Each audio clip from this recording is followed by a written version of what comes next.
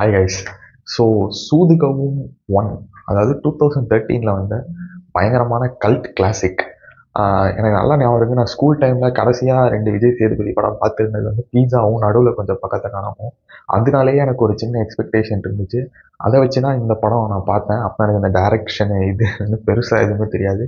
But still அந்த மாதிரி ஒரு படம். ஏன்னா அதுலலாம் ஒரு சீன் இருக்கும். விஜய் சேதுபதி வந்துட்டு ஒரு பேங்க் மேனேஜரோட கேபின்லேருந்து வெளியே வந்துட்டு அப்படியே அந்த கூலர்ஸை போட்டு வருவார். அப்போ அந்த சந்தோஷ் நாராயணனோட மியூசிக், அந்த டேங்க் டேன் அப்படியே நமக்கு பயம் அப்படியே புல்லரிக்கும். பயங்கரமான கூஸ் பம்ப்ஸ்லாம் வரும். அந்த மாதிரியான படம். அண்டு அவங்க full and full out and அவுட்டாக செம ஃபன்னியாக செம இதாக பயங்கரமாக எடுத்துகிட்டு போயிருப்பாங்க. அப்படிப்பட்ட பயங்கரமான கல்ட் கிளாசிக்கு வந்திருக்க சீக்வல் இந்த வாரம். ஸோ இந்த படம் நிஜமாலுமே அவங்க சூது கவுனாங்களா இல்லை நம்ம தொண்டையை கவுனாங்கிறத நம்ம இந்த ரிவ்யூவில் பார்ப்போம். ஸோ இந்த படம் எப்படின்னா, அதோட சீக்வல் அப்படிங்கும் போதே நமக்கு லைட்டாக பயம் வந்துடுது இல்லை. இந்த கிளாசிக்கான படம், கல்ட் கிளாசிக் மாதிரி படத்துக்கெல்லாம் பார்ட் 2 விட்டாலே வந்துட்டு நமக்கு அந்த பீதி வந்துடுது. ஏன்னா வந்து கோலிவுட்டில் இருக்க அந்த பார்ட் 2ங்கிறதே ஒரு பெரிய சாபம் மாதிரி தான் தோணுது. ஏன் இந்த மாதிரி படத்துலலாம் கை வைக்கிறாங்க அப்படிங்கிறது எனக்கு புரியல.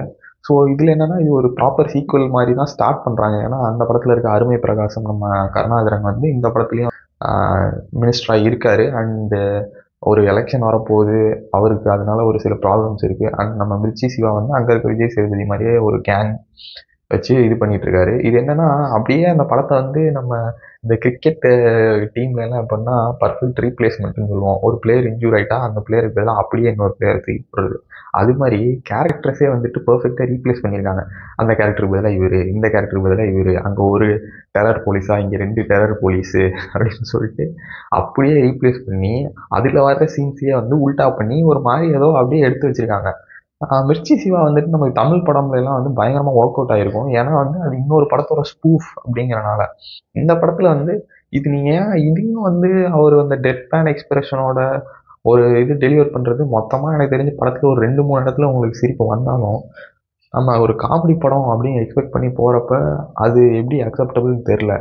இது வந்து என்னென்னா, ஒரு சூதுகவும் ஒன்னோட பயங்கரமான ஃபேனாக நான் பேசிகிட்டு இருக்கேன். மேபி நீங்கள் அந்த படம் என்னன்னே எனக்கு தெரியாது அப்படிங்கிறவங்க இந்த படம் பார்த்தாங்கன்னா எப்படி ஃபீல் பண்ணுவாங்க? மேபி நான் ஃபீல் பண்ண ஒரு என்ன சொல்கிறது, என் தொண்டையை கவிச்சுன்னு சொன்னேன்ல, அந்த அளவுக்கு ஃபீல் பண்ண மாட்டாங்களோ மேபி அப்படின்னு தோணுது. ஸோ அந்த படம் நீங்கள் பார்த்ததே இல்லைன்னா maybe you good give a try அப்படின்னு சொல்லலாம். நம்ம 2 மணி நேரம் படத்தில் ஒரு 2-3 ஜோக்கு, அப்புறம் நம்ம என்ன சொல்கிறது, பொறுமையை சோதிக்கிற மாதிரியான சாங்ஸு அப்படின்னு போயிட்டு இருந்தா நம்ம எப்படி உட்காந்து பார்க்கறது சொல்லுங்கள். ஸோ ஒரு வேண்டுகோள் to the directors, please please இந்த மாதிரி கல்ட்டு கிளாசிக்கான படத்துக்கெல்லாம் சீக்வலை தூக்கிட்டு வராதீங்க. அண்டு இது வந்து ஒரு மார்க்கெட்டிங் ஸ்ட்ராட்டஜிக்காக தான் இதை பண்ணியிருப்பாங்களோன்னு தான் தோணுது. ஏன்னா இது ஒரு என்னால் ஒரு ப்ராப்பர் சீக்வலாக வந்து இதை கன்சிடர் பண்ணவே முடியல.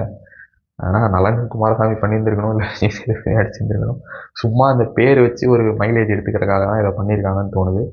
ஸோ இந்த படத்தை தேட்டரில் பார்க்கலாமா அப்படின்னு கேட்டிங்கன்னா, என்னை கேட்டால் வேணான்னு தான் சொல்லுவேன்.